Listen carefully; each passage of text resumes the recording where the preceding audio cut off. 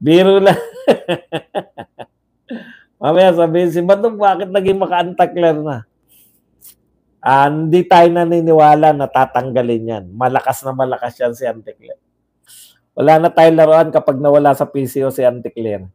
Rapi Tulfo, baka naman yung 150 million na pangsuhol ni Tambi to convict Sara. Kaya gusto mo matuloy ang impeachment? Nagtatanong lang, idol, sabi ni Danilo. Yan. Di ko pa naintindihan kung bakit protect Anticler at may hashtag pa. Patawa lang po yun, Ma'am Serena. Parang awa nyo na, huwag nyo tatanggalin si Anticler. Pero talagang patawa yan, pero gusto talaga natin huwag matanggal, di ba? Pampasaya ng politika yan eh. Drama lang yun sa natatanggalin. If Filipinos want a spontaneous, teka muna, ano ba yun? Stand-up comedy, then dumb. Unclear Castro is perfect. Yan. Nung nakapunta ako ng Manila at napadaan ako sa Dolomite, nung hindi pa naayos, sabi ko, ano yun, ang baho ng hangin dito. Kakaiba yung baho, tumatambay sa ilo. Naninikit po, naninikit. Yan po yung aromang naninikit. Di ba yung mga aromang naninikit sa ilong? Ang ganda ng Dolomite sila, may nagawa ba sila? Ayun na nga po. Kung wala ka nagawa, siraan mo na lang yung may mga nagawa. Pugong. Haha, papalitan ko yung Protect BP Inday Sara, profile ko ng Protect Claire Castro. Kung wala na si Claire, paano natin malalaman na wala ng fake news? Correct. Siya po ang nagpapaalala sa atin na merong fake news. Yung mukha ni Auntie Claire na naka-ismid habang sumasagot sa tanong ni Eden.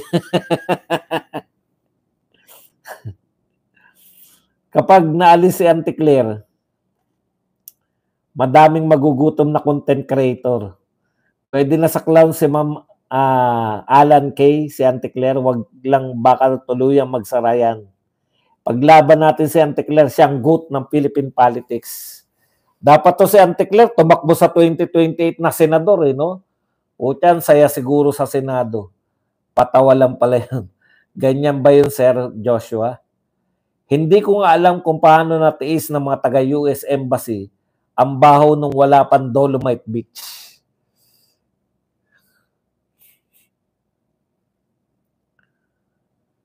Kapag naalis si Auntie Claire, madaming magugutom na content creator. Yan. Eynard Ramos, present. Sisihin niya yung SC. Kasi yung inutos kay PRRD na linisin. Actually, matagal na pong pinalilinis yan. Panahon lang po ni PRRD na nagkaroon po ng political will na maglinis. Kasi dugyot na parang Dolomite Beach sa wastewater treatment na hindi ginawa ng water concessions. Take effect na pala, 20% tax since July 1 ang saving sa bangko. Hindi naman po yung kita lang. Sobra naman kayo. Pati siguro si Ma'am Eden ayaw mag-resign si Auntie Claire. Correct.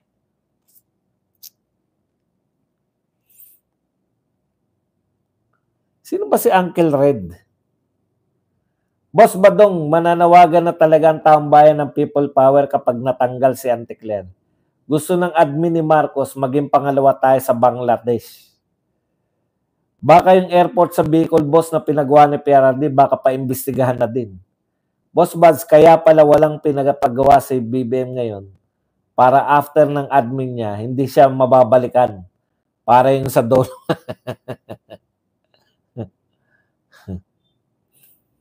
Are they even aware that in Brazil, they even use dolomite materials to naturally filter clean one of their famous beaches in Rio de Janeiro? Your garbage, congressman, there are dumb. Bakit kay Claire protect kayo samantalang kay PRD wala nag-protect? Hindi ko maintindihan. Joke lang yun, Ma'am Lani. Ikaw naman. Bakit naman natin? Ulitin ko, Ma'am Lani, joke lang po yun. Boss Buds, di ba si Redon ang dating youth commissioner na tinanggal ni PRRD dahil anomalya sa kanyang budget? Aba, hindi ko po alam. Uncle Recto. Boss Buds, naalala ko na naman ang sa Panelo hairstyle mo. Boss, Copacabana Beach sa Rio, Dolomite pala yun. Yung mga hairstyle na, yan ang literal na I woke up like this. Copacabana Beach sa Rio, Dolomite pala yun. Say, that's only witty sarcasm. Yung maling trend na in-order ni Pinoy na inayos ni Togade, kini-credit grab ngayon ni BBM. Sir Bads, tanong, mataas na yung budget ng DPWH ngayon. Bakit privatization pa rin yung project ni BBM? Kailangan po ng pera. Pag privatize po yan, magbibigay ng 100 bilyon. Parang saan naiya? Hindi naman po libre yan eh. Pero binigay lang ba natin ng libre yun? Kaya nga po ang daming pumasok, ang daming binenta, ang daming inutang. Sir Bads, tanong, mataas na yung budget. Yan. Talagang ang hirap na pong unawain ng gobyernong i-teach.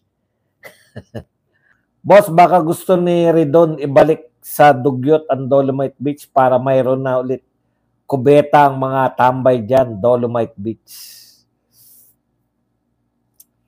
Ang dumi po talaga. Akala nga namin yung bago sila naghukay kasi nilinis muna lahat ng basura eh. Neto, ano na yun, ilang truck na yun. Ilang araw din nilinis yan eh. Tapos ang sumunod na, yung sinara na talaga, yung burak. Burak po, grabe, itim talaga.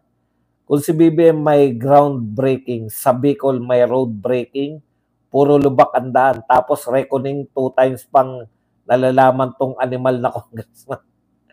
Boss Bas, wala na bang ibang alam si Recto kung hindi tax? Kapag may sweldo ka, mag-withhold tax. Kapag bibili ka, may VAT. Ngayon, pati savings mo, may tax na. Kaya ka nga nakapag-save, di ba?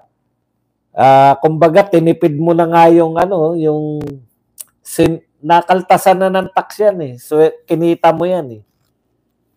Yung natipid mo dahil sa kinita, gusto mong magtipid, kakaltasan pa pala.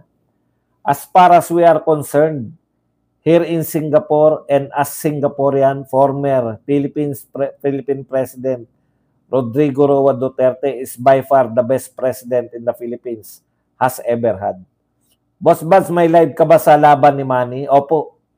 Pumuposisyon ngayon si Raf Tulpo Doc Bads para ba yan sa 2028, Mr. Senator? Siyempre. Caitlyn, happy 3rd years anniversary, Beshi. Aba? May anniversary pa si Justin Chu at saka si Caitlyn. Caitlyn, saan ka man naroon? Yan, binabati ka ni Justin. Magparamdam naman kayo. Si Kong Ridon ay taga Bicol at Bicol din ang pinakamalala ang naranasan tuwing tagbagyo. Yan kaya ang imbestigahan niya, masyadong pasikat. Po sa tax na ipapataw sa savings. Alam niyo po, mali po yan eh. Kasi doble-doble na pong taxation, di ba? Tsaka dinidiscourage na nila yung tao na mag-savings. Maglagak ng pera sa bangko. Boss, ibang topic, may nakuha ang Net25 na info mula sa LA na totoong may dinagdag daw sa news ukol sa pagkamatay ni Tantoco. Confirm po ba to? Ano po ba yung sinasabi na dinagdag? Yung sinabi ni Auntie Claire na dinagdag? Ang problema kasi sa announcement ni Auntie Claire, sinabi niya fake news yung police report eh. Di ba? Ibig sabihin, panlilito eh. Gusto niya lituhin yung tao. Ano ba yung fake news na namatay sa overdose? O yung dapat kasi nililinaw, ito yung pinakakalat nila. Ito yung actual. Di ba? Kaya fake news tong pinakakalat dahil ito yung actual.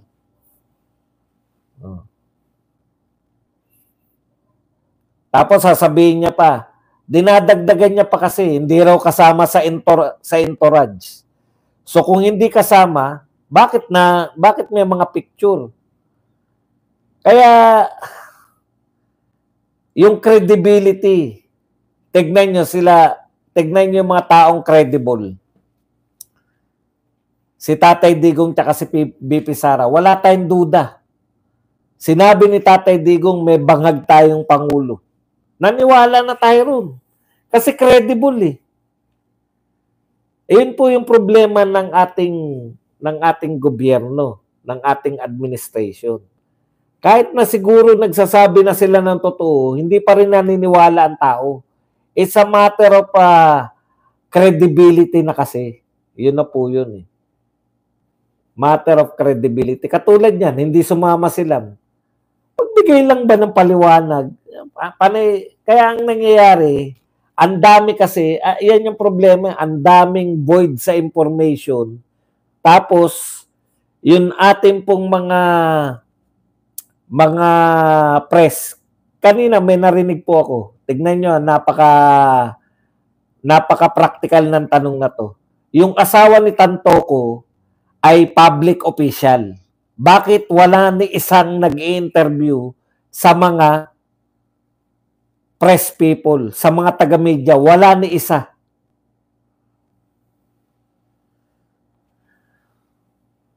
Wala ni isa nag-interview sa public official yun. Pwedeng interviewin yun, di ba? Wala nagtatangka. Kasi ayaw nilang masira yung sinabi ni Auntie Claire. Yan yung problema ng media natin, sunod-sunuran na kay Auntie Claire lahat.